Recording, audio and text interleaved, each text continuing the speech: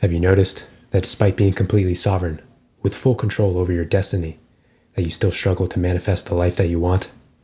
The truth is, there's a long list of energetic factors and spiritual forces that have a massive sway over the happenings of your life that most people are completely unaware of. In this video, we will explore the top 7 energetic forces and spiritual dynamics that contribute heavily to the day-to-day happenings of your life, how they affect you, and how to incorporate them into your awareness so you can move with them rather than against them, and be armed with a toolkit for navigating whatever you are experiencing. And number 7 is by far the most important of them all. As I alluded to already, we are sovereign beings with free will. We do have control over how we respond to the happenings in our external lives. But as I delve into the energies and forces that are influencing you, it will become easily apparent that it is foolish to think that we can just completely override them. It is advantageous to move with the flow rather than trying to swim against the current. One has the free will choice to go against the flow if they so choose, but that requires massive amounts of energy and will eventually likely just exhaust you and force you into flowing with these forces anyways. A person who is truly in alignment is in harmony with all the natural rhythms of the world and the cosmos. So let's dive in. The first energetic force that is having a major impact on you and your life is the planet that you live on, the Earth. This might sound trivial, like duh, of course. Things like changes in our earthly weather patterns impact our moods and our behaviors. It's pretty apparent that when it's warm and sunny outside, people are generally higher energy and in better spirits. And the inverse is also true. When it's cold, overcast, rainy, things of the sort, people are generally in a lower energy state or perhaps even in a depressive type of mood. But that is just scratching the surface, and it is easily apparent in our culture at how completely misaligned we are with our own planet. This is most apparent in terms of the seasons we all experience. Regardless of where one lives in the world, there are energetic seasons: spring, summer, fall, and winter. Spring is the season where things bloom and blossom. New life begins to sprout and stretch outwardly. Summer is when the days are longest and the energy is highest, the season of fire. Fall or autumn is the season of the harvest, where one's efforts earlier in the year begin to bear fruit. And winter is the season where the nights are longest, energy is lowest, and things retreat inward for a period of rest and renewal. Most people are aware that we have what is called a circadian rhythm, the natural daily rhythm our bodies go through in a single 24-hour period in terms of waking, sleep, and hormonal productions and such. But we also have what are called circannual rhythms, the bodily processes that play out over the varying phases of a single year. And most of these are completely ignored by our society. For example, in the summertime, when the days are longest, we produce the least amount of melatonin in our brains for sleep support. Our bodies know it is time for wakeful action. And what does just about the entire world do in the summertime? They go on vacation. They let their children out of school for a break. Our society at large sees the summertime, the period when we have the most energy with us for productive outputs, as the best time to rest and recharge at a beach somewhere. Is it any wonder why that summer vacation isn't all that restorative when it is taken at a time when your body and the energy around you is ready for action? Another example of this is in late fall and winter. This is the period where the nights are the longest and our bodies produce the most amount of melatonin for long nights of sleep. Our bodies know that it is time to go into a restorative phase. And what does much of our culture do in these periods? We stack our schedules full of holiday activities and stressful travels to see family. We try to start the new year off on the right foot with New Year's resolutions, gym membership signups, and new routines. Is it any wonder why people are exhausted from all of their holiday and New Year's pressures? Simply put, each season has a specific energy behind it that is going to encourage a certain mode of action. On top of that, there are other phenomena from our planet that impact us. Things like geomagnetic activity, seismic activity, volcanic activity, severe shifts in climate, and major storms. These are all signs of energetic happenings within the energy field of our world. And they all impact us greatly, whether we realize it or not. Major rainstorms bring energetic renewal and cleansing. Volcanic eruptions and earthquakes bring energetic release. Geomagnetic activity brings heightened energetic pulses. Especially if you are living in or around where these activities happen, that energy is being thrust all around you. The geomagnetic activity in particular, which can be tracked via what is called the Schumann resonance, essentially shows the state of being that our planet is in. That has the ability to alter the functioning of our technology and of course, our own bodily systems, which are also electrical in nature. Many people are able to correlate their own states of being with major shifts in the Schumann resonance. Simply put, our Mother Earth isn't just an invisible observer of her children, but rather a very potent and active influence. The next energetic factor that has a huge influence on us is the collective consciousness of humanity. We live in a world with billions of other people, each of whom has their own energy field that extends all around them, along with all of their hopes, fears, and dreams that fill up the energetic soup all around us. This phenomena impacts us on the local level as well as on a worldwide species level. This is noticeable in a variety of circumstances, for example, when being in a heavily populated major city versus being in a remote area. In a densely populated area, there are potentially millions of other people's thoughts and emotions swirling around you, impacting your own thoughts and emotions. Whereas in more remote areas, especially with more dense nature spaces, it's easily noticed as being more calm and spacious. You can hear and feel yourself much more clearly. There is less energetic disturbance. But even out in the middle of nowhere, we are all connected through the collective consciousness, and the masses of humanity and what they are experiencing impacts us. This phenomena may also be noticeable in the midst of major world events. For example, if there's war going on in part of the world, you don't even need to be on the same continent to sometimes feel the tragedy of such things. Even going to a place that experienced a war in the past is generally pretty obvious in its state of energetic despair. Also, when there are major weather events on the horizon, such as when large hurricanes are forecasted, it is possible to begin to feel the collective fear and anxiety of those bracing for a known storm. Or even with political events that garner outsized attention from vast masses of people. I myself recall being woken up in the middle of the night on the presidential election night in the United States in November of 2024, and I had a huge burst of energy wake me up while I was deep asleep, and it was in that moment that I knew that it had to do with the collective field that was responding to the announcement that Donald Trump had won the election that night. This concept has some scientific research as well in what has been coined the Maharishi effect, where in various instances, groups of people have gathered in major cities around the world to practice meditation over long stretches of time. Each time this happened, there was a measurable decrease in violent crime in the surrounding cities of anywhere from 10 to 25%, with an immediate return to baseline when the groups of meditators left. These impacts were being noticed by just 1% of people in a city, or perhaps likely far fewer than that, causing major change in behavior in surrounding areas. So, where you live in regards to the quantity and state of people near you, and major local and worldwide events that garner mass public response will impact you, whether you realize it or not. The next factor that is having a major impact on our lives is astrology, the study of the movements and positions of celestial bodies. Perhaps this may elicit some eye rolls or thoughts that this field is just for fun horoscopes and identifying simple characteristics for romantic compatibility, but we are talking about celestial objects like the planet Jupiter that is millions of times larger than we are. By mass and volume, Jupiter is so much more massive than we are that it doesn't even register. Apparently, Jupiter is 2.7 times 10 to the 33rd power greater in mass than the average human. That's 2.7 followed by 27 zeros.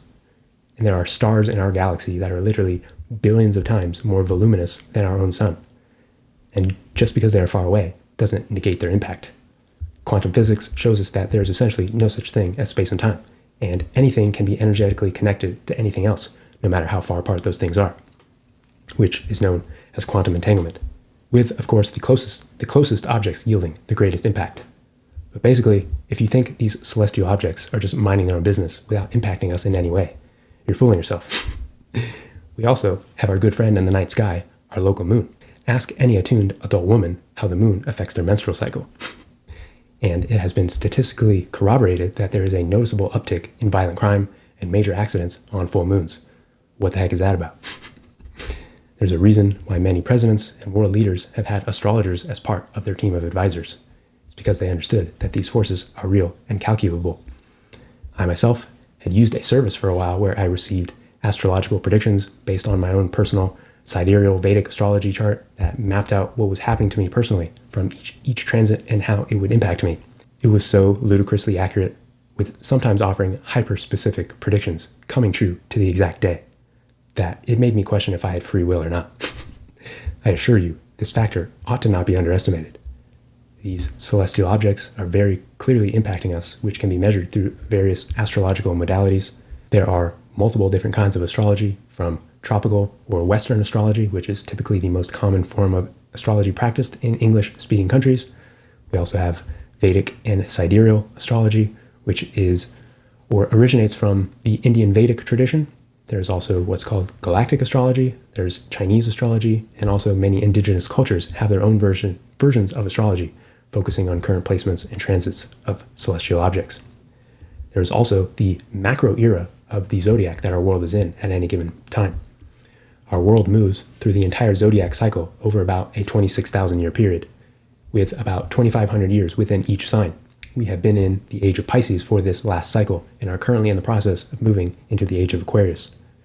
The last era of Earth, being in the age of Pisces, was categorized by things like idealism, religion, and faith. We are transitioning into the age of Aquarius, which will be characterized by things like technological advancement, revolution, humanitarianism, and freedom. Think of this like the backdrop for the collective epoch that we find ourselves in.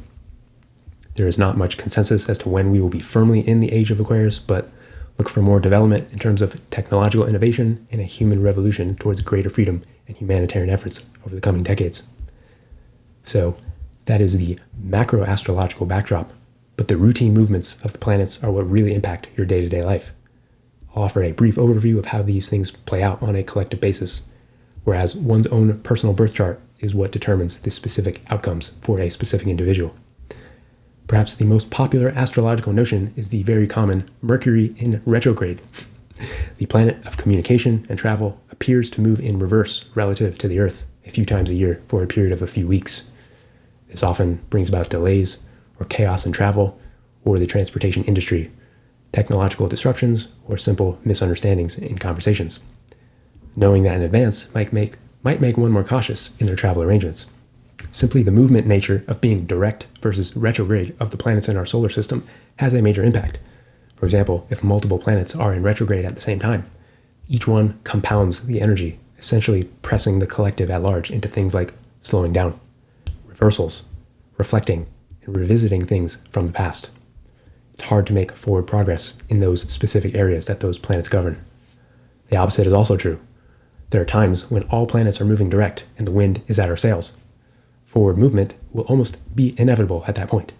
That's generally a challenging time for rest and taking it easy. And these are just the simplest data points when it comes to astrology, with many other factors, such as which sign certain planets are in, what degree marker within a sign is a planet in, are they conjunct or connected to another planet in the same sign, which ends up magnifying their impacts. Are certain planets directly aspecting other stars in the cosmos, bringing through the energies of those stars? Is a planet in a positive sign where it is being what's called exalted and bringing about its greatest qualities being bestowed upon us, versus the opposite, being in a weakened sign where the opposite negative forces are going to be magnified? One does not need to become a professional astrologer to see the patterns of how these movements in the cosmos are impacting us. I myself am partial to the sidereal or Vedic tradition of astrology, as it is a system aligned with the actual placements in the cosmos, whereas tropical Western astrology is off to the actual placements that you would see on any star map by almost a full sign. If you pull up a star map, you will notice that compared to what Western astrology is indicating a certain planet, a sign that a certain planet is in, it will be off based off of what you're actually seeing with your own eyes. So if you've looked into astrology from the tropical or Western point of view and it didn't resonate with you, then perhaps giving it a look through the Vedic modality may be more resonant for you. Even just examining things in broad strokes can provide some meaningful direction. If you know your primary signs, one can adhere to other astrologers' forecasts based on what is happening in the skies. Many astrologers put out monthly, yearly, or transit-specific forecasts based on one's predominant signs, depending on which type of astrology you are engaging in. For example, in Western astrology, there's the most amount of emphasis placed on one's sun sign, whereas in Vedic astrology, it is more predominantly focused on one's ascendant or moon sign. And from there, Mars will show you if it's time for action, or if you may be getting angry and involved in conflicts. Jupiter may show you when expansion is coming into your relationships, wealth, and wisdom. Saturn will show you what karmic lessons and structures are needing attention in your life. And the moon will show you what you are likely to be moving through on an emotional level. One last note for Chinese astrology in particular.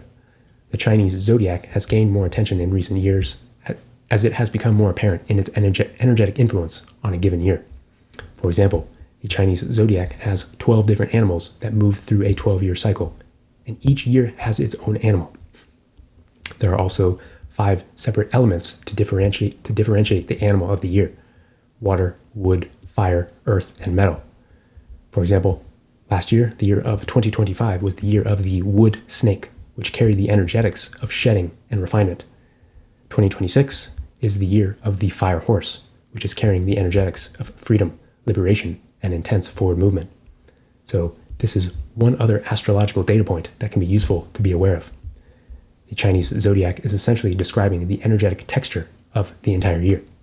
And one thing to note is that the Chinese zodiac annual cycle is not the same as our normal calendar cycle. So that is one other thing to be aware of. For example, our calendar cycle resets on January 1st, whereas this year in 2026, the Chinese zodiac changed over on February 17th. And my understanding is that it changes on a different day every year. Astrology is a thoroughly deep science that can provide robust levels of precision the deeper one explores. But simply put, our Mother Earth below is joined by the vastness in the heavens above, and the cosmic forces impacting our daily experiences.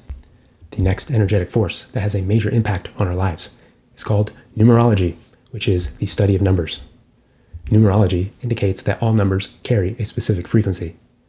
We live in a mathematical-based universe, as evident by things like the Fibonacci sequence or the golden ratio that naturally appears in nature at all levels, from a simple tree to an entire galaxy. Famed scientist and inventor Nikola Tesla claimed that the numbers 3, 6, and 9 held the keys to the entire universe. Why would someone so brilliant claim such a thing about simple numbers? This is another concept that is apparent with some everyday notions, such as the strong responses people have to specific numbers like 13, in that people think it's unlucky, or 666 is supposedly of the devil. But any number can be reduced to the numbers 1 through 9, each of which carries its own frequency.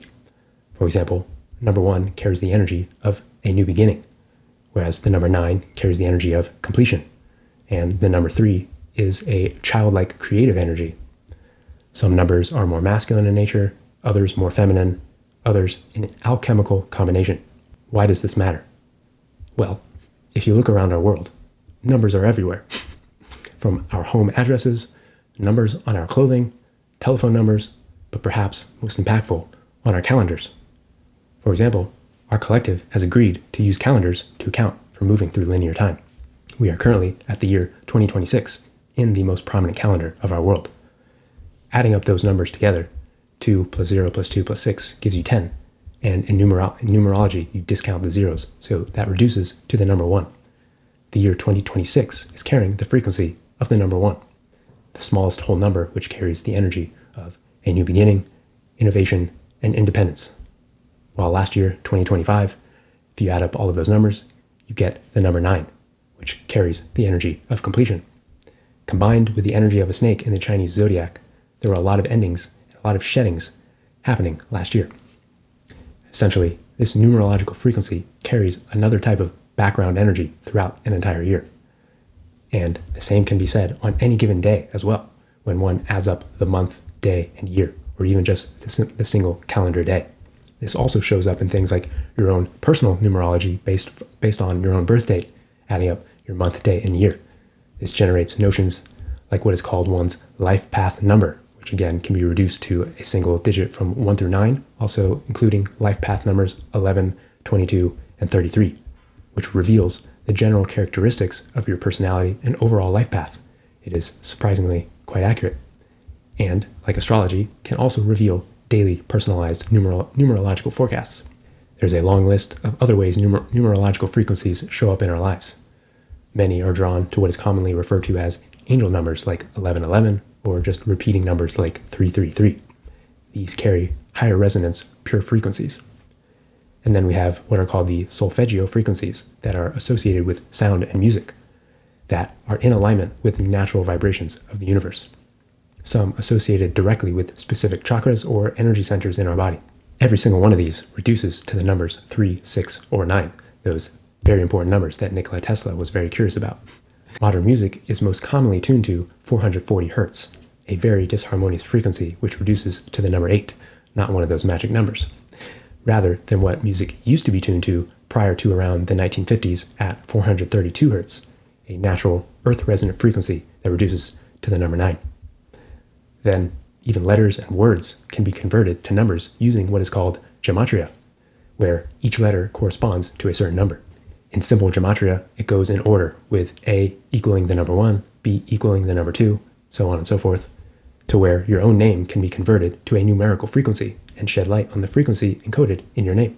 So, from your mailing address, your cell phone number, account usernames with numbers appended at the end, the music you listen to, your age, and the current day and year are all numerological frequencies included in the soup of energies around you at any given moment. Perhaps looking up what kinds of frequencies might be emitted from the numbers that you use in places that you have control over might be worthwhile. The next category of forces that are impacting us all in major ways are what I would call galactic forces. This is beyond just astrology and the positions and movements of celestial objects. These celestial bodies and such also have their own unique behaviors beyond that. One notable example is our own sun and the solar activity that occurs on a regular basis. Our local sun regularly emits potent solar flares and coronal mass ejections that end up directly hitting our planet. Once again, we're talking about solar discharges that are literally millions of times larger than we are, larger than our entire planet itself. These things are without a doubt impacting us. Like in the Marvel comic book and movies, The Hulk, where the character Bruce Banner gets exposed to a high concentration of gamma radiation, which causes his body to mutate into the Hulk. That is essentially what these sun's emissions are doing to us, although in a less concentrated and targeted dose than in the comic book The Hulk. These solar flares and CMEs are impacting our DNA and electromagnetic field, causing things like emotional release and energetic activations. There are many people out there, myself included, who have noticed a correlation with their own bodily sensations and state of well-being and the sun's heightened solar activity. These are tracked by space weather tools, with the most common data points being the quantity and frequency of solar flares, rated in magnitude by various letters such as C-class, M-class, and the largest being X-class solar flares. Also with a number from 1 to 10 associated with its magnitude, with each number indicating the flare being 10 times larger than the prior number. X-class flares in particular are the most potent and spoken about by sensitive individuals as creating the most noticeable changes in our bodily states. Then we have also had an increasing number of interstellar objects entering our solar system. For example, in 2017, we had the first recorded interstellar object called Oumuamua. Then in 2019, there was 2I Borisov. And last year, in 2025, we had 3I Atlas. On the surface, these may appear to be random objects floating through space, but particularly with 3I Atlas, our own space agencies noted such potent anomalous behavior that indicates that there was no way it was just a random object. 3I Atlas had the capacity to slow down, speed up, change its direction, change its color, and emit certain types of energy. These objects are appearing with increasing prevalence and could be seen as harbingers of change, transmitting frequencies that we may not yet understand.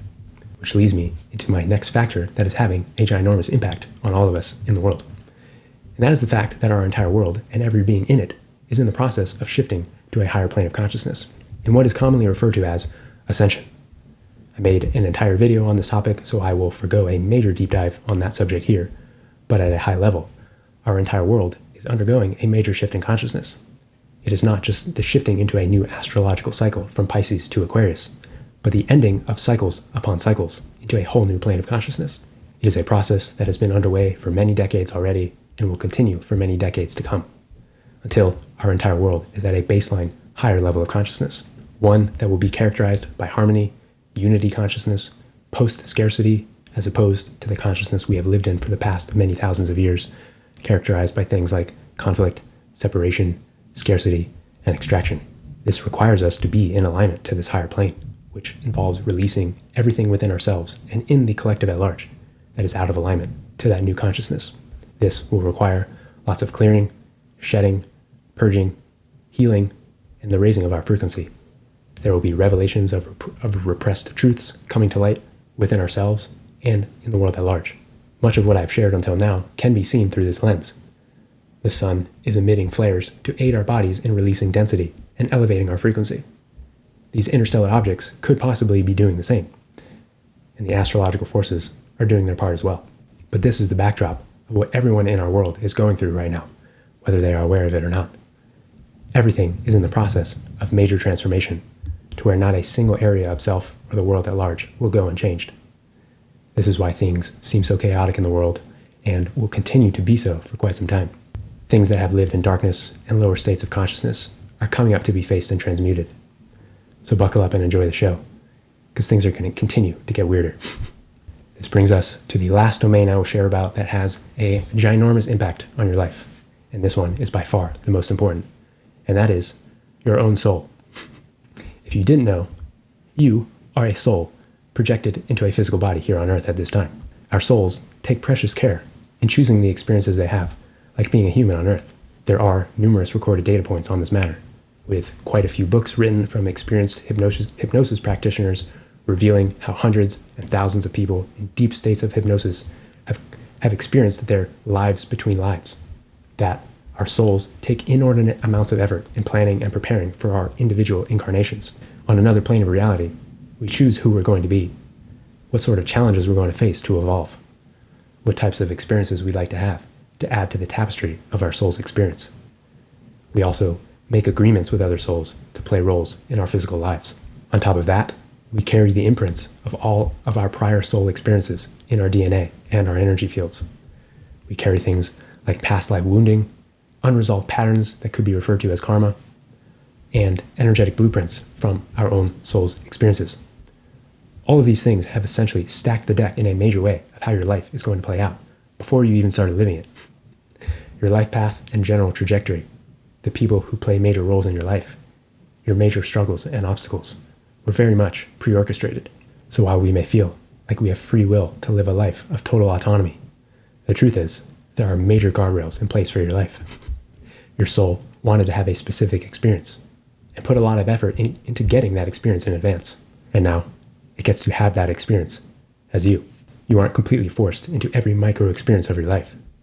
There are likely potential alternatives or perhaps major options one can choose. And of course, we have infinite timelines and things like parallel selves and such that I will not get into here.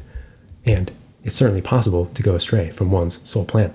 But generally speaking, your life from the macro perspective is almost certainly playing out very much as your soul chose it to, especially when it regards to things like soul contracts, the agreements that souls make. Those are essentially like gravity fields.